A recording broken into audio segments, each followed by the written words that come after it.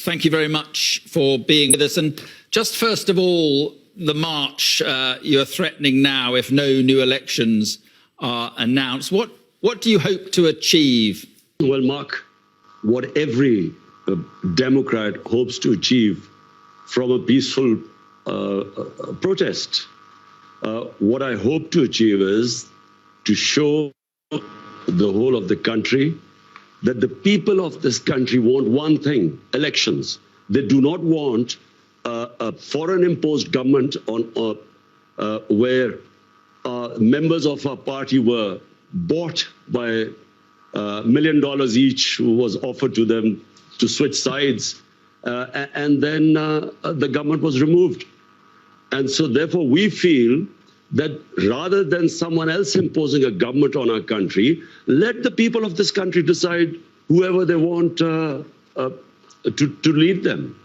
But you were toppled, you say, by a Western conspiracy. You called it, I think, US-backed regime change. I mean, it's quite a claim. What evidence do you have? What do you base that claim on?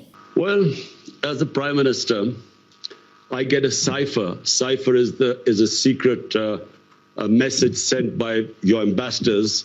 They are sent to the Foreign Office. It's like in WikiLeaks. You know, WikiLeaks was when they broke the code, so the secret messages were relayed to the public. So I get a cipher from my ambassador in the US, and it's an official meeting he has with this American undersecretary or whatever, Donald Lu. And me as the Prime Minister, I'm reading this cipher, and it says that unless you remove your Prime Minister through this vote of no confidence, which hadn't been tabled as yet, there will be consequences for Pakistan.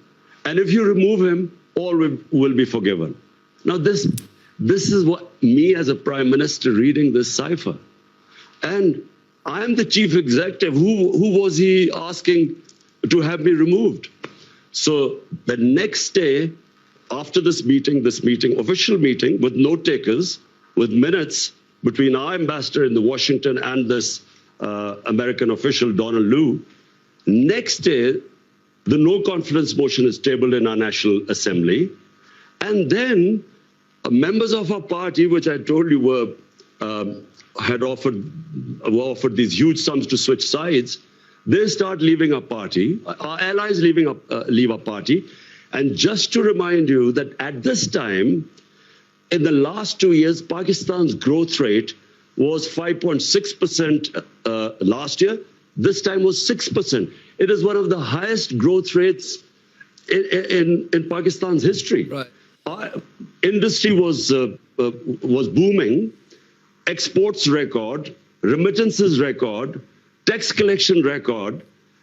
We cope with the coronavirus. We are considered one of the 5 top countries which saved the people and our economy and our poor people from the virus. So there was no reason for the government suddenly to be removed, because since we've been removed, by the way, the economy has gone in a tailspin. The US completely deny this, and you say that the US wanted you out because of your foreign policy, which was increasingly anti-Western and clearly favouring China and Russia. Do you regret the ties with Russia, specifically given what's happened in Ukraine? Mark, in that cipher, Donald Lu is asking our ambassador that the Prime Minister, Imran Khan, was solely responsible for his decision to tour Russia. Now, the ambassador kept trying to explain to him that this was a tour which was planned long way back, long way before Ukraine. Secondly, all stakeholders, the Foreign Office, the military establishment, we were all on one page because the military wanted hardware.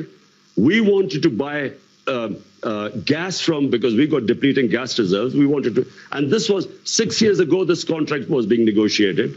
And we wanted to buy wheat from Russia. So the problem, let me just get coming. The problem is that on the very day that Putin invaded Ukraine, you shook hands with him in the Kremlin. That suggests, at least that you endorse what he's doing in Ukraine.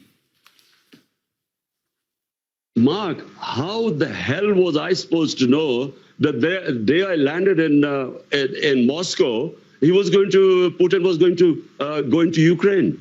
But you didn't need to go ahead with the meeting. Even then, from my statement as Moscow was, I have never believed in military solutions. So never did I endorse that.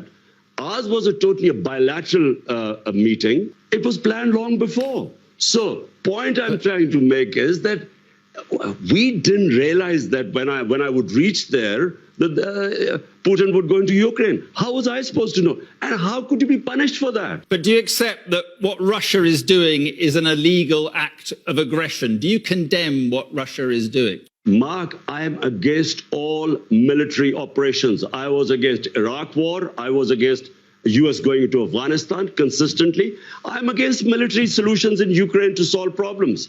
But point I'm trying to make is that to hold me responsible, and in this cipher, it was only me being held responsible, while our ambassador was telling us that this was a long before the tour was planned. The purpose of going there were bilateral things we had nothing to do with. But even so, the problem is that the ties you have with Russia and China suggest that you went ahead with that meeting, that human rights are secondary to trade for you. Russia is waging a war on its neighbor, killing civilians. China has a terrible record on human rights, repressing the Uyghurs and other minorities. Mark, I was elected by 220 million people of Pakistan to serve them. My number one priority is there are 50 million Pakistanis below the poverty line.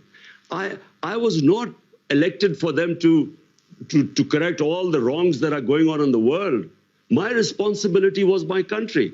And so all my relationships, whether it was with China, with the United States, with Russia, were for the benefit of our own people. Listen, in Kashmir, which is a dispute between Pakistan and India, India has violated all United Nations resolutions on Kashmir. They've illegally taken away the right of the Kashmiri people and basically got rid of the statehood. Now, did anyone speak against it? There are atrocities going on in Kashmir. 100,000 people in Kashmir have died. Has anyone condemned India for that? No, because India is an ally. Allow us to be neutral too so that we can look after our own people. What about Afghanistan? Are you pleased to see the Taliban back in control in Afghanistan? Were you pleased to see the West defeated? Mark, Afghanistan there was never going to be a military solution. Anyone who knows the history of Afghanistan, and the British above all, have experienced 3 wars in Afghanistan. The 3 times they've gone into Afghanistan in the 19th century, twice in 19th and once in the 20th century. There was never going to be a military solution. People like us who kept saying that this is not, you will not solve Afghanistan problem by bombing them or sending your military, we were called pro-Taliban. People like us were always talking about how would there be people in Afghanistan? For 40 years, they've been suffering. Mark, this is not a football match, whether you're on one side or the other. When there are problems there, the country that suffers most is Pakistan. Because we already have 3.5 billion Afghan refugees there. But you said the chains of slavery had been broken in the country. When the Americans left and the British, what did you mean by that? That was deliberate. It was deliberately distorted. I was speaking in Urdu. I was talking about getting rid of mental slavery. We still have the colonial education system with elite is taught in English medium. We had first time in our history had one syllabus for everyone. And I said that mental slavery is far worse than physical slavery. In that context, I refer to Afghanistan, where physical, they're fighting for their freedom. What about the slavery of women? Are you concerned that they seem to be going back on their commitment to allow girls back to school, and they're now insisting women cover their faces? Are you worried at all about what is happening there? Mark, I am not responsible or a spokesman for the Taliban. If there was any other solution, after 20 years of war, well, There should have been. You should have found some solution. But Pakistan has supported the Taliban. How? Who says this? By harboring Taliban fighters inside Pakistan. Do you know something, Mark? There is so much propaganda and ignorance about this whole Pakistan-Afghanistan situation. Pakistan lost 80,000 people. No country which supported the US in the war on terror gives as many sacrifices as we did. The only reason we lost 80,000 people was because we joined the US war on terror. Because the US was trying to find a military solution in Afghanistan where none existed, we were blamed. A country that gives sacrifices, we were blamed for the lack of success in Afghanistan. What is happening in Afghanistan has nothing to do with us.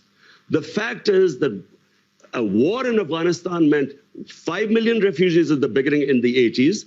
We have 3.5 million refugees. We had what were the Pakistan Taliban who were fighting against our state. We still have terrorism as a result of participating in the US war. For Pakistan to be blamed, there are 3.5 million refugees. Mark, how do you stop? How do we know who would go across and be with the Taliban? How? Right. So Pakistan fenced, first time we fenced our border. There was open border before. So now 3.5 years, we have fenced the border. But please do not blame Pakistan. Pakistan is the collateral damage of Afghanistan. Okay. Just finally, on the elections you want, do you think that people power, you're talking about 2 million people, do you honestly think that people power can take you back to power? I'm not showing the 2 million people coming out in Islamabad so I would get back into power. All we are saying is that there are two problems. One is that this is an imposed government through a regime change by Washington.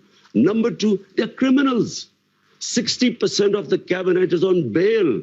The prime minister and the chief minister were about to be sentenced when they were made the chief minister and prime minister. It's an insult to this country. All we are doing is peaceful protest. Okay. We feel, let the people of Pakistan decide who they want to elect. Let's not have an imposed government from outside. Okay. Well, as I say, the Americans deny that. But listen, Imran Khan, thank you very much for being with us this evening. Thank you. Thank you, Mark.